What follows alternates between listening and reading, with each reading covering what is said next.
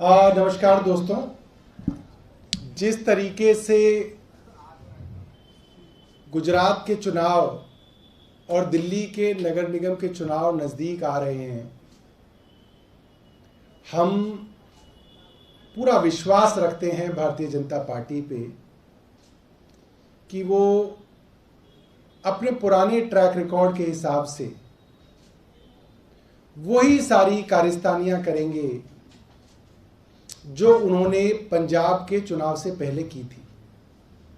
मैं अपने मीडिया के बंधुओं को याद दिलाना चाहूँगा, पंजाब के चुनाव से ठीक पहले भारतीय जनता पार्टी कुमार विश्वास जी को लेके आए और उन्होंने कहा कि अरविंद केजरीवाल जी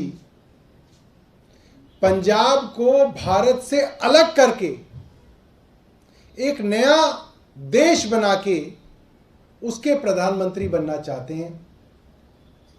और उनका वक्तव्य खत्म ही हुआ था कि पूरी प्लानिंग के तहत भारतीय जनता पार्टी का एक एक प्रवक्ता टीवी पे आके बोला अरविंद केजरीवाल उग्रवादी हैं, खालिस्तानी है, देश को तोड़ के एक नया देश बनाने के लिए काम कर रहे हैं। सिक्स फॉर जस्टिस नाम की एक प्रो खालिस्तानी ऑर्गेनाइजेशन की तरफ से चिट्ठी लिखवाई गई। आप सोचिए, ये चिट्ठी भी भारतीय जनता पार्टी के इशारों पे लिखी जाती हैं और वो चिट्ठी पूरे दिन टीवी में प्रचारित की गई। उस चिट्ठी को लेके पंजाब के मुख्यमंत्री चरणजीत सिंह चन्नी एक और चिट्ठी लिखते हैं अमित शाह साहब को कि साहब देखिए, अरविंद केजरीवाल तो उग्रवादी हैं और वो एक नया देश बना रहे हैं। और तुरंत अमित शाह उसको जो है इन्वेस्टिगेटिंग एजेंसीज को भेज देते हैं कि तो बहुत सीरियस मामला है, हम देश को बिल्कुल नहीं टूटने देंगे। अरविंद केजरीवाल उग्रवादी हैं, अरविंद केजरीवाल खालिस्तानी है करके जो है पूरा का पूरा माहौल बनाया गया। आज मैं जानना चाहता हूं गृह मंत्री से, प्रधानमंत्री जी से कि उसके अंदर क्या हुआ, उसकी जांच का क्या हुआ।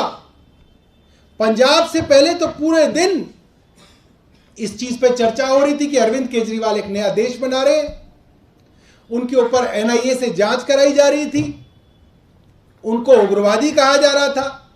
मैं आज जानना चाहता हूं अपनी केंद्र सरकार से कि उस जांच का क्या हुआ, आप देश को बताइए। देश आपसे जानना चाहता है, आपने इतना बड़ा आरोप एक 3 बार चुने हुए मुख्यमंत्री पे लगाया, उसका क्या हुआ। उसके बाद हाईकोर्ट ने, दिल्ली के हाईकोर्ट ने, चीफ जस्टिस साहब की बेंच ने ये पिटीशन खारिज की जिसके अंदर कहा गया था कि अरविंद केजरीवाल जो हैं उग्रवादी हैं और इसकी जांच करानी चाहिए। ये पिटीशन दिल्ली हाईकोर्ट की चीफ जस्टिस की बेंच ने खारिज की। और आज जब गुजरात का चुनाव आ रहा है तो उसी तरीके से भारतीय जनता पार्टी चिट्ठियां लिखवा रही है, कुछ लोगों को सरकारी गवाह बनाया जा रहा है। कभी कहा जा रहा था कि ये मनीष सिसोदिया जी के खास हैं, आज कहा जा रहा है ये भारतीय जनता पार्टी के खास हैं, इसलिए मनीष सिसोदिया जी के खिलाफ जो है गवाही दे रहे हैं। मैं आप लोगों को सिर्फ ये बताना चाहता हूं, मीडिया के बंधुओं के माध्यम से गुजरात की और दिल्ली की जनता को ये बताना चाहता हूं कि अभी इस तरीके की खूब मनगढ़ंत कहानियां आएंगी, मनगढ़ंत दिलचस्प पात्र आएंगे, उनके हवाले से खूब घटिया से घटिया इल्जाम लगाए जाएंगे। जब उन्होंने उनको उग्रवादी कह दिया तो अब भ्रष्टाचारी कहने में क्या रह गया, वो कुछ भी कह सकते हैं। मगर भारतीय जनता पार्टी को हम बता देना चाहते हैं कि काठ की हांडी बार बार नहीं चढ़ती, एक बार चढ़ गई और जनता ने देख लिया किस तरीके से झूठे और कमजोर आरोप लगा के भारतीय जनता पार्टी सिर्फ और सिर्फ चुनावों के अंदर फायदा उठाना चाहती है, क्योंकि केंद्र सरकार है तो केंद्र सरकार की पूरी विश्वसनीयता गृह मंत्री कार्यालय की एक विश्वसनीयता होती है, प्रधानमंत्री कार्यालय की एक विश्वसनीयता होती है, सीबीआई की एक विश्वसनीयता होती थी, मगर आज सब मंत्रालयों की और एजेंसियों की विश्वसनीयता को ताक पे लगा के गुजरात और दिल्ली में इलेक्शन के कारण इस तरीके के आरोप लगाए जा रहे हैं और आगे आगे दिनों में और बड़े बड़े और घटिया से घटिया आरोप लगाए जाएंगे, मगर साबित कुछ नहीं होगा। अभी तक जिस एक्साइज कैंप के बारे में भारतीय जनता पार्टी कहती थी, सारे सबूत उनके पास है। फाइलों के अंदर मनीष सिसोदिया जी के सारे एविडेंस आ गए।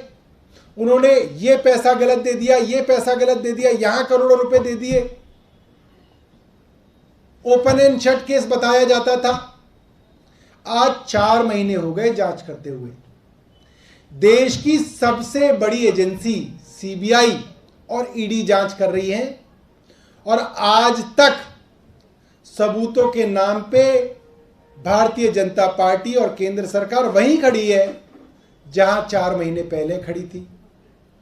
मनीष सिसोदिया के घर पे छापा मार लिया, कुछ नहीं मिला। पूछताछ कर ली, कुछ नहीं मिला। दोबारा पूरा दिन बुला के पूछताछ कर ली, कुछ नहीं मिला। उनके गांव में छापा मार लिया, कुछ नहीं मिला। लॉकर खंगाल लिए, कुछ नहीं मिला। 4 महीने में 500 से ज्यादा लोगों के यहां छापा मार चुके हैं लोग, अभी तक कुछ नहीं मिला। वैसे ही अगर आप मुझे मौका दे दें एक दिन छापा मारने के लिए, करोड़ों अरबों रुपए तो मैं निकाल दूंगा। इनकी इतनी बड़ी बड़ी एजेंसियां छापा मार चुकी, 500 से ज्यादा जगह, अब तक इन्हें कुछ नहीं मिला। मनीष सिसोदिया जी के पीए को बुला लिया, कुछ नहीं मिला। आम आदमी पार्टी के छोटे से छोटे कार्यकर्ता को ये बुला चुके, कुछ नहीं मिला। अब सिर्फ घटिया, मनगढ़ंत, बेहुदा कहानियों का मौसम आएगा और केंद्र सरकार अपनी पूरी क्रेडिबिलिटी, अपनी पूरी विश्वसनीयता ताक पर लगाएगी ताकि जो है गुजरात और दिल्ली के अंदर इलेक्शन में कोई फायदा हो सके। बहुत बहुत धन्यवाद। आपने कहा कि इसमें अलग-अलग आरोप लगाए जाएंगे, सरकारी गवाह बनाया जाएगा। क्या आपको मतलब ऐसा लगता है कि दिनेश अरोड़ा का जो मामला है वो कुछ ऐसी बातें कर सकते हैं जो मनीष सिसोदिया के लिए उन्हें जांच के कटघरे में खड़ा करें? देखिए, किसी से भी कुछ भी कहलवा सकते हैं, क्योंकि वो जो कहलवाना है वो सिर्फ चुनाव है। उसका मकसद ये नहीं है कि कोर्ट में क्या टिकेगा। इन्होंने तो कह दिया था कि अरविंद केजरीवाल के पास तो पूरी की पूरी साजिश थी खालिस्तान बनाने की। कोर्ट में इनकी पिटीशन ही रिजेक्ट हो गई, कोई जांच इनकी सामने नहीं आई। तो अभी आने वाले 20 दिनों के अंदर टिकाने के लिए तो कुछ भी कह सकते हैं, किसी से भी कहलवा सकते हैं। सुकेश चंद्र हो, चंद्रशेखर हो, या इसके जैसे बहुत सारे जो बहरूपीय और फ्रॉडस्टर हैं वो भारतीय जनता पार्टी के साथ मिले हुए हैं, उनसे कुछ भी करवाएंगे, मगर साबित जो है वो कुछ ना हुआ है आज तक, ना कुछ आगे होगा। सर, ये आप कह रहे हैं कि आप अगर अभी छापा मारें तो करोड़ों रुपए आपको मिलेंगे। अमित शाह जी क्या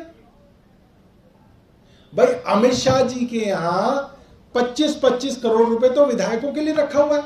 अभी हमने स्टिंग दिखाया कि 41 विधायक दिल्ली के जो हैं वो इनके संपर्क में, और ये हमारा स्टिंग नहीं है, ये तेलंगाना में टीआरएस के विधायकों को खरीदने वाले जो इनके एजेंट्स थे बीजेपी के, उन्होंने खुद कहा कि हमारे पास 41 से 43 विधायक जो हैं आम आदमी पार्टी के हमारे पास टच में हैं।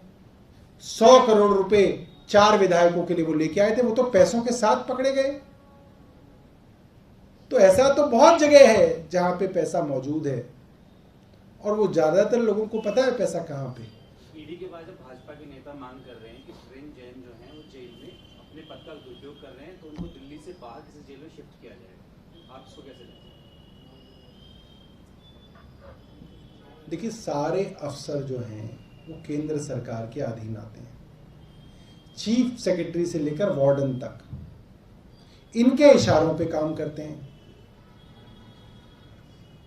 तो ये कहना तो बड़ा अजीब है कि सत्येंद्र जैन साहब, जिनके पास कोई मंत्रालय नहीं है, उनके कहने से जो है पूरी की पूरी तिहाड़ जेल चलती है, तो बड़ी हास्यास्पद बात है। और सिर्फ जो है चुनावों के अंदर, क्योंकि कोई मुद्दा नहीं है, इसलिए इसको मुद्दा बनाया जा रहा है। गोपाल राय जी ने कहा कि सुकेश चंद्रशेखर जो हैं वो भाजपा के नवनियुक्त अघोषित प्रवक्ता हैं, आप भी मानते हैं सर? नहीं, वो घोषित प्रवक्ता है। ठीक है।